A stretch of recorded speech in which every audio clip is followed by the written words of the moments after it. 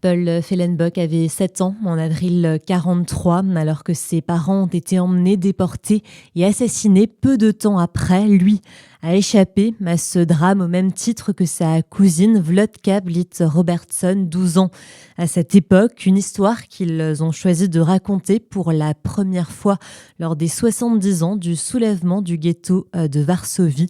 Et c'était à David Lesko qu'ils l'ont fait. Mais j'imagine qu'il y a une conscience tout à coup qu'on n'est pas éternel, qu'il faut parler maintenant. Et je crois simplement qu'ils n'y arrivaient pas avant. Pour Paul, je le sais, il pouvait pas prendre la parole publiquement, en tout cas sur cette histoire, parce que c'était trop fort. Alors il fallait créer aussi une espèce de dispositif, quelque chose de l'ordre du détour, qui permettrait de le faire, et c'est ce qui s'est passé en tout cas.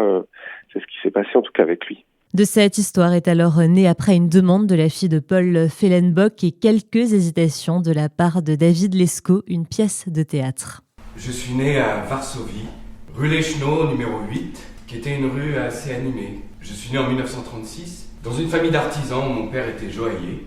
Apparemment, j'étais dans une famille où on lisait beaucoup et on était très accro à la musique.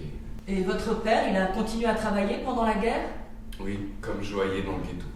Après 1940 ? Oui. Dans le ghetto, il y avait une vie sociale, culturelle, il y avait des riches, des pauvres. C'était une société au départ, avant que la mort ne soit présente à chaque coin de rue. Pour mettre des mots MOTS sur les mots MAUX, David Lesko s'est entretenu longuement et précisément avec Paul et Vlodka. Je leur ai posé des questions, donc moi j'étais le questionneur, et j'ai essayé de partir vraiment du début. J'ai essayé de mener les choses dans l'ordre à peu près chronologique, mais l'ordre chronologique c'est pas facile parce que on fait des sauts vers l'avant, vers l'arrière, etc.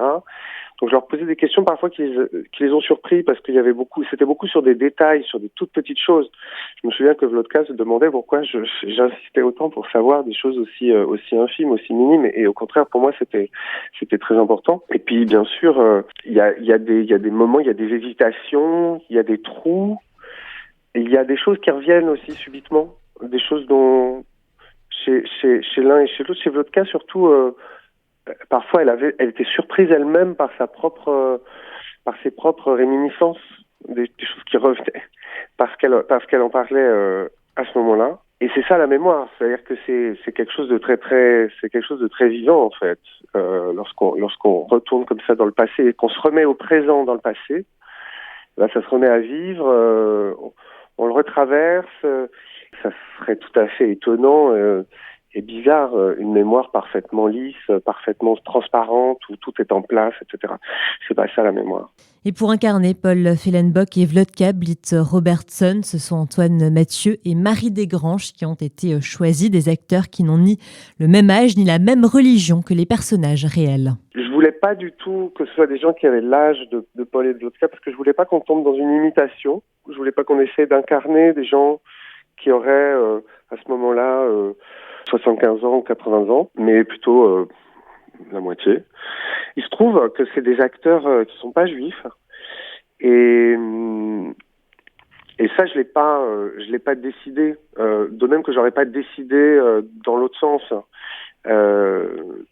de choisir des acteurs juifs, mais à l'arrivée j'ai trouvé ça très bien parce que je sais pas, il y a quelque chose il y avait chez eux, je sais pas si ça vient de là, mais il y avait chez eux une espèce de responsabilité, il y avait une espèce d'engagement à le faire, qu'on leur ait confié cette parole, qui a été très très forte, et puis qui dépasse, voilà, c'est pas l'histoire des Juifs simplement, cette histoire, c'est l'histoire de l'Europe, c'est l'histoire de l'humanité, quoi. Donc il y avait cette je sais pas, il y avait un rayonnement qui était très fort. C'est juste des très bons acteurs que je connaissais bien aussi. Il fallait qu'il y ait quelque chose de l'ordre de la confiance en fait entre nous pour faire ça, parce que c'était un mode de travail quand même très particulier. Si aujourd'hui Vlodka Blitt Robertson vit toujours à Londres, Paul Fehlenbock, qui avait embrassé une carrière scientifique à laquelle rien ne le prédestinait, est décédé. David Lesko en garde évidemment un souvenir ému.